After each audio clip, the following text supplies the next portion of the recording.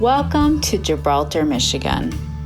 From its early beginnings in 1750 as the head village of the Wyandot Native Americans to the present, Gibraltar has been influenced by its location along the banks of the Detroit River. For this wetland area, water is, and always has been, a part of life. With many canals, the city is known as the Venice of Michigan.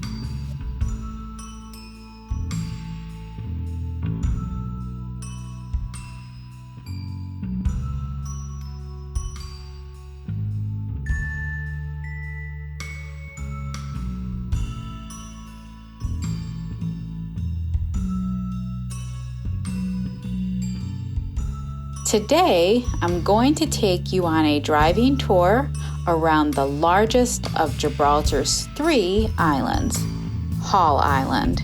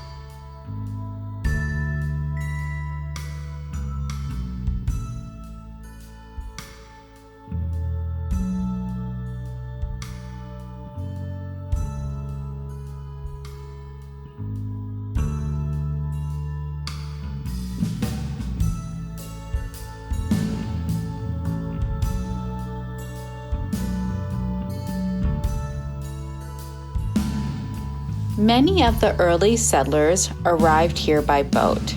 Many came from the East Coast by way of the Erie Canal and across Lake Erie. It was the safer method of travel. Because of the undeveloped territory in between, some settlers originally came from Europe on sailing vessels, taking on average 6 weeks to cross the ocean.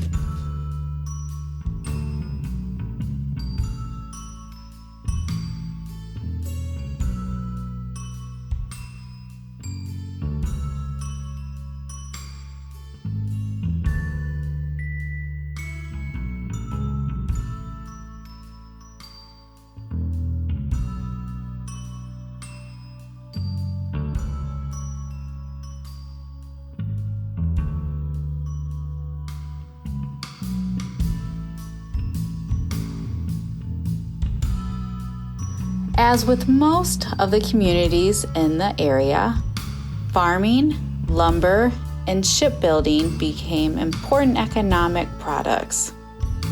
Scottish shipwrights, French woodsmen, and Irish laborers poured into Gibraltar to build schooners. The men in the woods cut the lumber needed for the sawmill. Most of the houses took in sailors and workers as boarders, and the 2.5-story hotel was always full. The lumber provided planks for the ships and material for the basket shop. A coppersmith shop was also in operation. Sand and cement for the shipyards were brought in by water.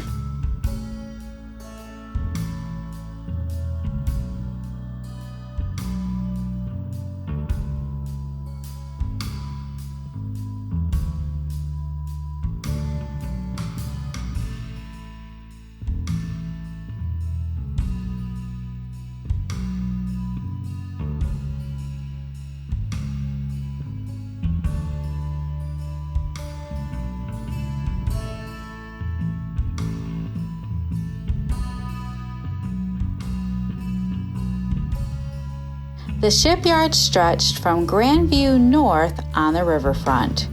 Records indicate at least 23 vessels were built in Gibraltar from 1863 to 1882. They included 11 propellers, 6 barges, and 6 schooners. The population of Gibraltar in 1873 was approximately 400 people.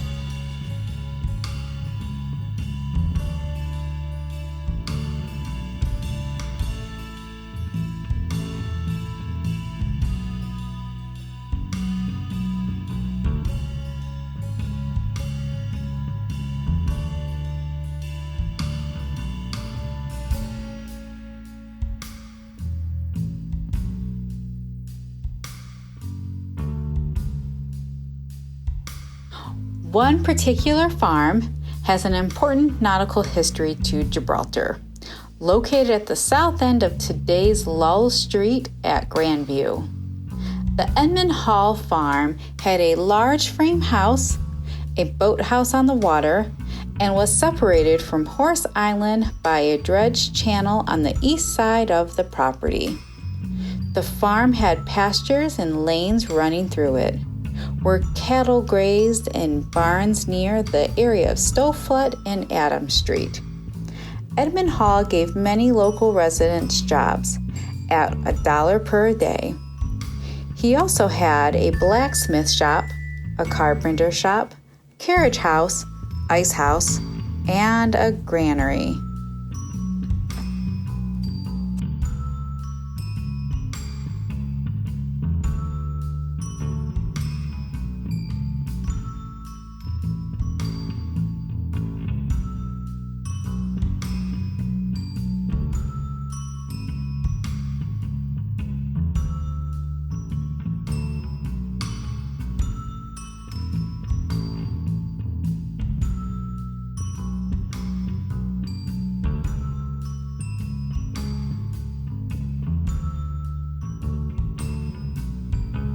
Edmund Hall was a prominent Michigan lawyer, lumberman, stockholder who owned much land in the Gibraltar area in the 19th century.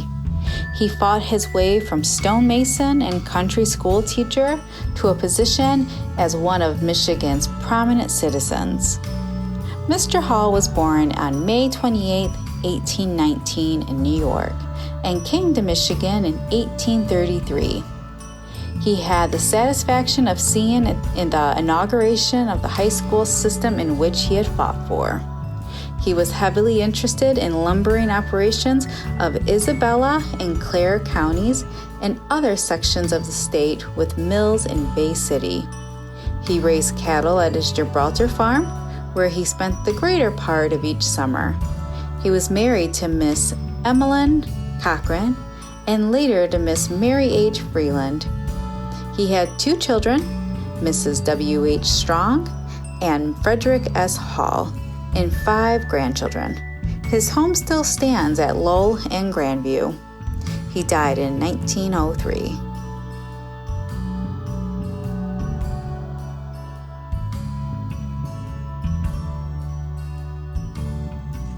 Thanks for coming along this driving tour of Hall Island. Check back next Wednesday and we will explore Horse Island.